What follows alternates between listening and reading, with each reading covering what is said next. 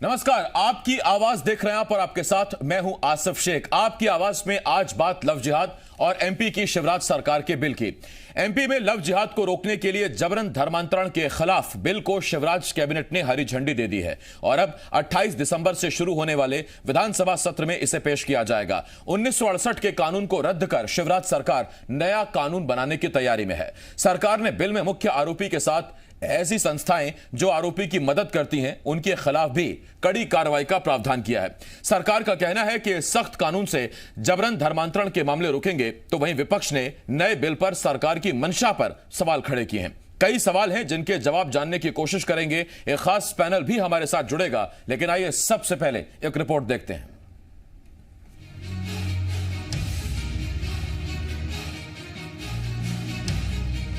अब मध्य प्रदेश में बेटियों का जबरन धर्मांतरण कराने वालों की खैर नहीं है। एमपी की शिवराज सरकार ने लव जिहाद रोकने के लिए जबरन धर्मांतरण के खिलाफ बिल को मंजूरी दे दी है। शिवराज कैबिनेट से बिल को हरी झंडी मिलने के बाद अब इस बिल को 28 दिसंबर से शुरू होने जा रहे विधानसभा सत्र में पेश किया जाएगा। सरकार का साफ कहना है कि बेटियों को बहला फुसलाकर और फिर उनका जबरन धर्मांतरण कराने वाले न लोग बख्शे जाएंगे और न ही ऐसी संस्थाएं जो जबरन धर्मांतरण में दोषी की मददगार होती हैं।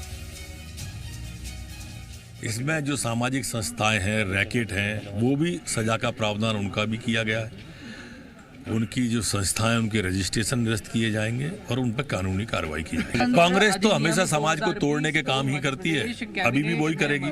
जातियों में बांटने का काम सिर्फ कांग्रेस का रह गया, अब तो बाकी कोई बचा नहीं उसमें। मध्य प्रदेश की कैबिनेट ने अनुमोदित किया है। लोभ, लालच है, लोभन हम में रख के, धोखा दे के किसी तरह का धर्म परिवर्तन मध्य प्रदेश में नहीं होगा और किया जाता है। आइए आपको बताते हैं इस बिल की अहम बातें।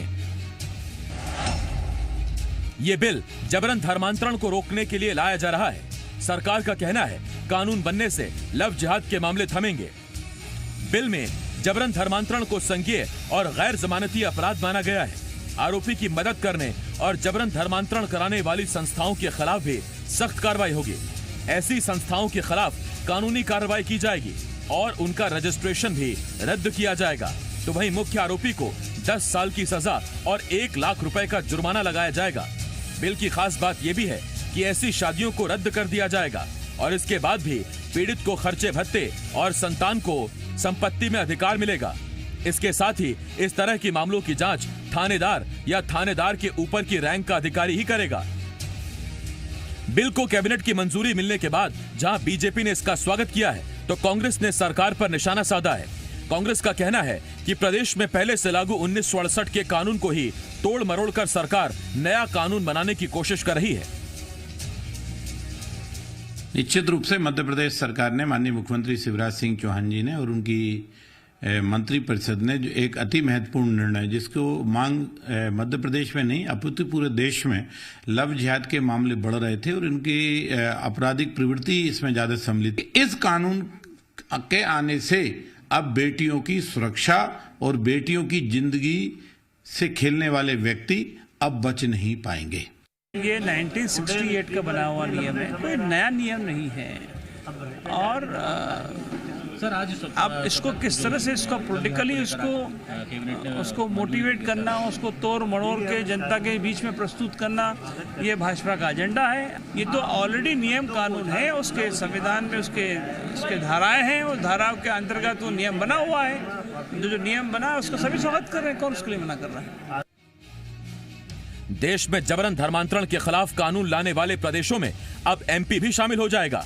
सवाल यह है, नए कानून से बेटियों को जल्द और पूरा इंसाफ मिलेगा? सवाल यह है कि विपक्ष के उन आरोपों में कितना दम है जिसमें 1968 के कानून में संशोधन की बजाय नया कानून लाकर सरकार सुर्खियां हासिल करना चाहती है। संदीप भमरकर, जी मीडिया, भोपाल।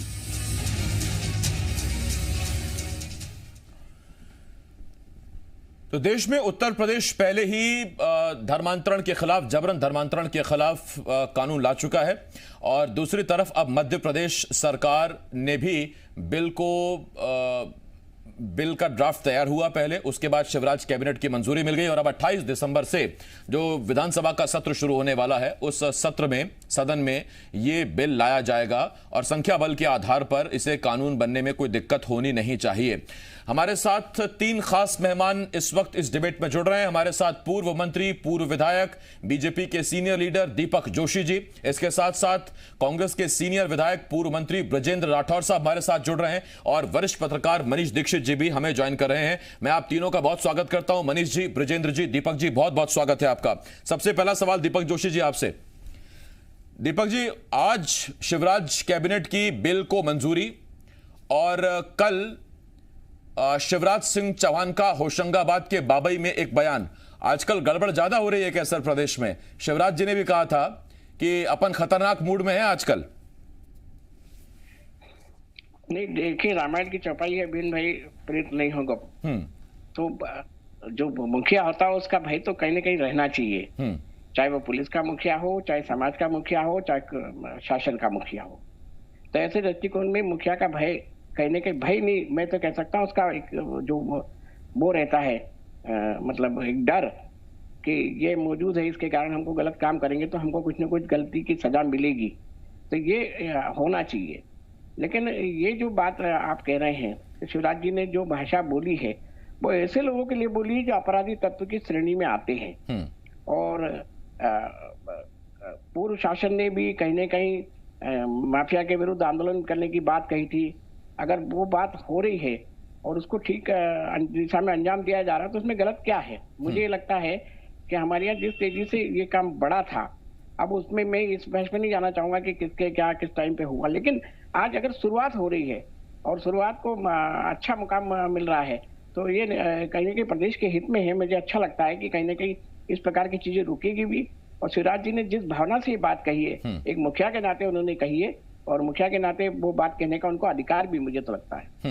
ठीक, मैं लौट रहा हूं इस पर आपके पास। बाकी विपक्ष का सवाल उठाने का अपना अधिकार है, तो उस अधिकार का इस्तेमाल करने देते हैं ब्रजेंद्र जी को। ब्रजेंद्र जी, आपके पास आ रहा हूं। सर, क्या आपत्ति है नए कानून से? जी, देखिए, नए कानून से कोई आपत्ति नहीं है। कांग्रेस की तरफ से बड़ा स्पष्ट मत है कि कोई भी काम जो लोभ से हो, लालच से हो, डराकर हो, धमकाकर हो, गलत तरीके से हो, उसको कांग्रेस कभी समर्थन नहीं करती जी। लेकिन जब कोई काम मुद्दों से भटकाने के लिए हो, जब कोई काम जबरदस्ती धार्मिक उन्माद पैदा करके और आपस में बंटवारे की तरफ दिशा में हो, तब कोई काम केवल राजनीति चमकाने के लिए हो, तो निश्चित रूप से उन जगहों पर हमारा विरोध करने का धर्म बनता है, और वो हम लोग करते हैं। मुद्दा इसका नहीं है संशोधन, मुद्दा यह है कि यदि एक कानून बना हुआ था 1968 से, आप उसमें कोई कमी पाते थे तो आप उसमें सुधार कर सकते थे। नए तरीके से एक कानून की व्याख्या करके सीधा सीधा मुद्दा यह है कि आप मुद्दों से लोगों को भटकाना चाहते हैं। हमारे माननीय मुख्यमंत्री जी बहुत ही खतरनाक मूड में हैं। उन्होंने कहा है गलत करने वालों को मैं 10 फुट नीचे गाड़ दूंगा। तो मुझे भी बड़ी आशा जग जाती थी कि जब इतने खतरनाक मूड में हैं और किसान हमारे रो रहे हैं, तो उनके लिए जो बिजली का समय सरकार ने दिया है उसके लिए कोई कानून बनाते कि 10 घंटे बिजली नहीं मिलेगी तो सख्त सजा ये होगी। यदि ट्रांसफार्मर नहीं बदले जाते हैं पैसा जमा होने के बावजूद भी, उसके लिए कोई कानून बनाते और सजा निर्धारित करते, तो मुझे लगता कि माननीय मुख्यमंत्री जी बड़े खतरनाक मूड में हैं। जो नहरें डली हैं, डैम हैं, उसके बावजूद भी समय से नहर नहीं चलती। और आपने इन चीजों का जिक्र करके आपने अपनी तरफ से बता दिया कि कांग्रेस की नजर में ये असल मुद्दे हैं जिन पर ध्यान देना चाहिए, लेकिन ध्यान कहीं और दिया जा रहा है। आपसे ब्रजेंद्र जी एक छोटा सवाल मैं और पूछ रहा हूं। नहीं, ये केवल यही नहीं है। देखिए, नहीं, समझ गया मैं, आप उसमें महंगाई और दूसरी चीजें भी ऐड ऑन करेंगे। राठौर साहब, कई चीजें तो मैं बिना बोले समझ लेता हूं सर, इतने साल हो गए आपके साथ बैठते बैठते। राठौर साहब, मैं बेरोजगारी की भी बात कर रहा था। अच्छा ठीक, उसमें वो भी ऐड कर लेते हैं सर। ठीक। राठौर साहब, एक छोटी चीज मुझे आपसे और पूछना है, छोटा सवाल आपसे और पूछना है, और सवाल यह है कि 1968 के कानून में संशोधन कर देते अगर कोई कमी पेशी पाते, ये आपने कहा सरकार को, तो फिर नया कानून सरकार अपनी मर्जी से ला सकती है, संविधान अधिकार भी देता है, और अगर नंबर है तो बिल कानून की शक्ल ले भी लेगा।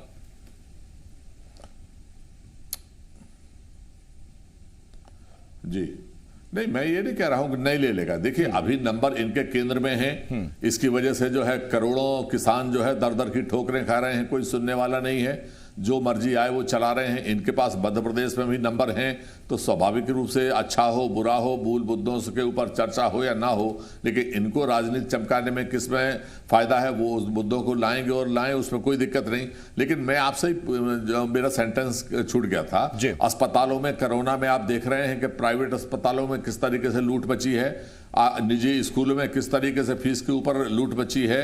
बेरोजगारों के लिए जो योजनाएं चलती थी, 3 योजनाएं मुख्यमंत्री जी ने इसी महीने में बंद कर दी, तो लगता है कि सच में बहुत ही खतरनाक पूर्ण में है कि सबको निपटाने के चक्कर में है, केवल अपनी राजनीति को चमकाने के चक्कर में है। तो ये जब नजरिया होता है तो स्वाभाविक रूप से विरोध करने का हमारा धर्म बनता है। अगर कहीं गलत होता है उसमें हम उसके हामी नहीं भरते, अच्छा बिल लाएंगे, विधानसभा में आप डिबेट कराइए, चर्चा होगी और उसको पास करें, हम भी समर्थन करेंगे। राठौर साहब, 3 दिन का सत्र शुरू हो रहा है 28 से, और उसमें विपक्ष के पास पूरा मौका है इन तमाम मुद्दों पर बात करने का, जो मुद्दे आपने अभी हमको गिनाए हैं। मैं मनीष दीक्षित जी आपके पास आ रहा हूं, और मनीष सर आपसे एक सवाल, ये अजीब बात है, एक ही बिल है और उस बिल पर रामेश्वर शर्मा कहते हैं कि हिंदू मुस्लिमों के बीच में एक सौहार्द स्थापित करेगा और एकता की मिसाल कायम करेगा, तो कांग्रेस कह रही है कि दरअसल ये उन्माद फैलाना चाहते हैं, ये सद्भाव बिगाड़ना चाहते हैं, इसीलिए इस बिल को ला रहे हैं। थोड़ा सा इसको अपन जिसको बोलते हैं बड़े कैनवास पे देखेंगे जी, तो यह जो है, ये बिल जो है, आप देखिए भारतीय जनता पार्टी शासित प्रदेश जो है उसमें धीरे धीरे ये बिल हर राज्य में आ रहा है। उत्तर प्रदेश ने इसकी शुरुआत कर दी है, मध्य प्रदेश में भी बिल्कुल तैयार है, हरियाणा हो गया, कर्नाटक हो गया, इन जगह भी जो मुख्यमंत्री हैं इन लोगों ने इसके संकेत दिए हैं कि ये बिल आना चाहिए। अच्छा, जहां तक बात है कि ये बिल आने से कुछ फायदा होगा या नुकसान होगा, तो सरकार अगर कोई भी कदम उठाती है, कोई भी सरकार, तो वो जाहिर है उसकी एक लंबी प्रक्रिया होती है किसी भी चीज को इंट्रोड्यूस करने के लिए। यहाँ पर जो मुझे लगता है इस पूरे प्रकरण में, जिसको लेकर शायद कांग्रेस में या किसी कम्युनिटी में थोड़ा बहुत कंफ्यूजन है, वो इसलिए है कि सरकार को इसके साथ यह तथ्य भी रखने थे कि पुराना बिल जो हमारा है वो इतना कमजोर था या उतना इफेक्टिव नहीं था, जिसके चलते इतनी बेटियों की जिंदगी खराब हो गई, इतने लोगों को उससे दिक्कत हुई, इतने लोगों को जिसको बोलते हैं अफवाह के तौर पर किसी पर आपने केस कर दिया।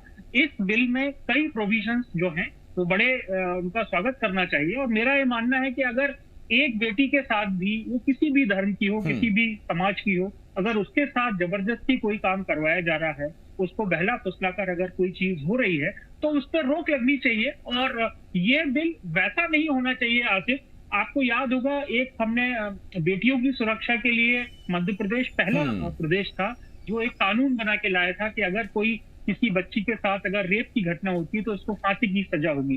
आप देखिए प्रकरण लगातार हो रहे हैं, उसमें कोई रोक नहीं लगी है, मगर क्या उस कानून के तहत किसी व्यभिचारी को, अत्याचारी को क्या फांसी लगी? तो इसका जो एग्जीक्यूशन है वो अच्छा हो तो बिल्कुल इसका स्वागत किया जाना चाहिए। और जिसको बोलते हैं कि इस एक बिल से भारतीय जनता पार्टी जो है वो दो शिकार कर रही है, दो निशाने हैं उनके।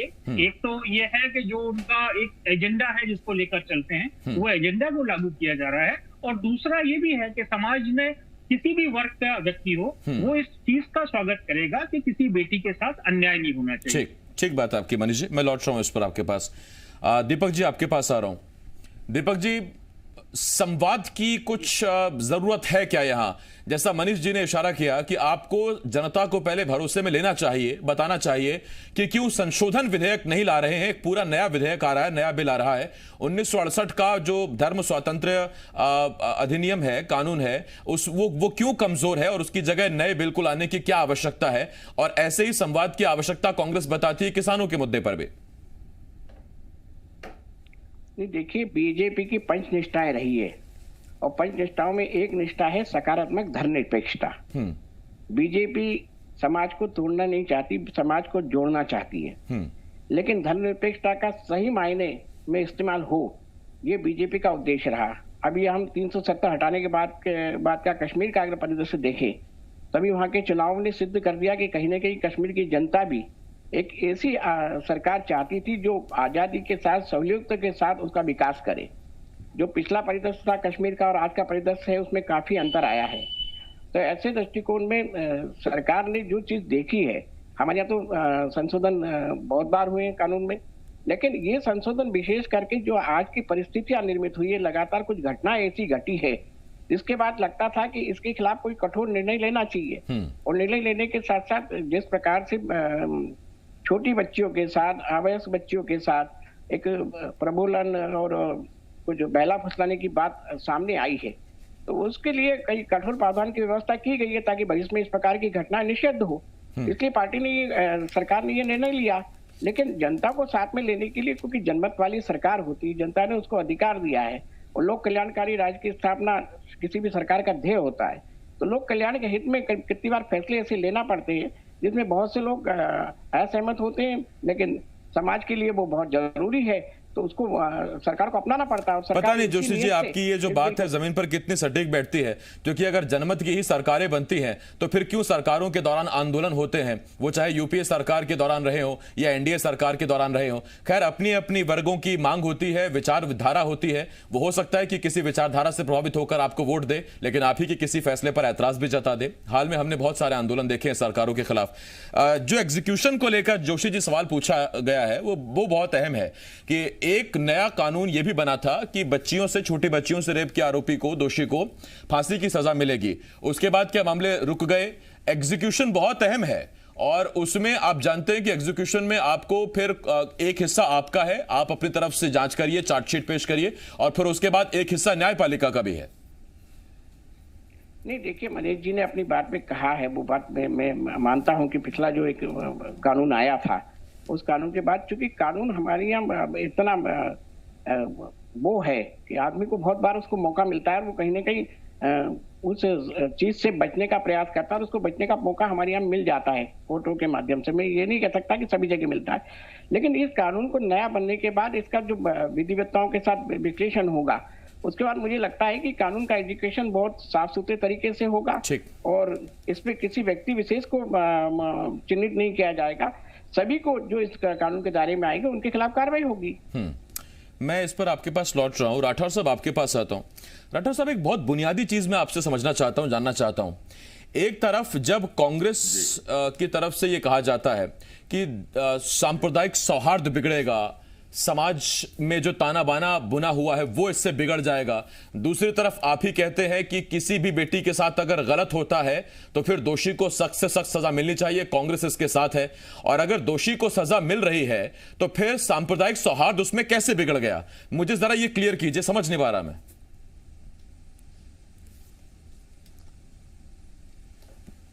देखिए, दोषी को सजा मिले, इसमें कोई कांग्रेस का कोई सदस्य इसमें समर्थन नहीं करता, मैंने आपसे पहले ही कहा। लेकिन कई बार ये कानून की आड़ में जब उसका दुरुपयोग करना शुरू कर देते हैं, उदाहरण के रूप में मैं आपसे बताऊं कि ये सबसे ज्यादा इसके पहले चिंता कर रहे थे गौ माता की। आज वो गौ माता मध्य प्रदेश में दर दर की ठोकरें खा रही हैं। जो गौशालाएं हमने बनवाई थी उनमें भी वो उनको अब दाना पानी बंद हो गया, उनका पैसा कम कर दिया गया। लेकिन यदि उन गौ माता को कोई इधर से उधर ले जा रहा था तो पुलिस करे या न करे, लेकिन इनके समर्थित लोग डंडे मार के, एक नहीं 50 घटनाएं हिंदुस्तान की ऐसी हैं कि लोगों को मौत के घाट तक उतार दिया गया। जब इस तरीके की स्थितियां पैदा होती हैं तो निश्चित रूप से एक सौहार्द बिगड़ता है। जहां तक इस बिल का सवाल है, मैं आपसे बड़ा स्पष्ट करूं, मैं पहले ही कहा कि हमारे माननीय मुख्यमंत्री जी बहुत ही खतरनाक मूड में हैं और कई एंगल से वो देख रहे हैं। ये बिल को अगर आप देखोगे, इतने तो खतरनाक मूड में शिवराज जी भी नहीं जितने खतरनाक मूड में आप दिखाई दे रहे। राठौर साहब, उस बयान पर मुझे कम से कम 5वीं बार आपने उसका इस्तेमाल किया है। सुन तो लीजिए, मैं एक मिनट, मेरी पूरी बात एक मिनट में, केवल एक मिनट में मेरी बात सुन लें। ये निशाना है कुर्सी दिल्ली का, योगी जी आगे ना निकल जाएं, लेकिन उससे खतरनाक हमें जो है कानून बनाना है। सिंधिया जी आगे ना निकल जाएं, इसलिए हमें आक्रामक होकर दिखाना है कि मध्य प्रदेश में मैं वरना 15 साल कहां सो रहे थे आप? अगर आपको इतनी चिंता थी तो 15 साल आप कहां सोते रहे? 15 साल क्यों नहीं आपने कानून में संशोधन किया? 15 साल में क्यों नहीं बिल लेके आए? आपको वो चिंता नहीं थी। लेकिन अब आगे नंबर कैसे हो, हमारी जगह कोई दूसरा ना आ जाए, ये जो अंदरूनी इनके झगड़े हैं ये शासन के द्वारा प्रशासन के लोगों से दुरुपयोग करेंगे। ठीक राठौर साहब, लेकिन इस बीच एक जो एंगल है या जो एक तथ्य है वो ये भी है राठौर साहब सीधा सीधा कि कांग्रेस भले ही इसमें घुमाकर आरोप लगा रही हो या आपत्ति जता रही हो, लेकिन जिस तरफ आप इशारा कर रहे हैं कि एक संप्रदाय विशेष को निशाना बनाया जा रहा है या टारगेट किया जा रहा है, सौहार्द बिगड़ेगा, उस संप्रदाय विशेष की तरफ से अभी तक कोई गुट, कोई संगठन, कोई एसोसिएशन निकल कर नहीं आया जिसने इसका खुलकर विरोध किया। और ऐसे में इसका मतलब सीधा यह समझा जाना चाहिए कि वो संप्रदाय विशेष भी है। मैं सीधा कहता हूं कि वो मुसलमान भी सीधा यही चाहता है कि अगर कोई किसी भी बेटी के साथ ऐसा कोई पाप कर रहा है, गलत काम कर रहा है, तो वो सख्त सजा का हकदार है। बहुत धन्यवाद आपका हमारे साथ जुड़ने के लिए।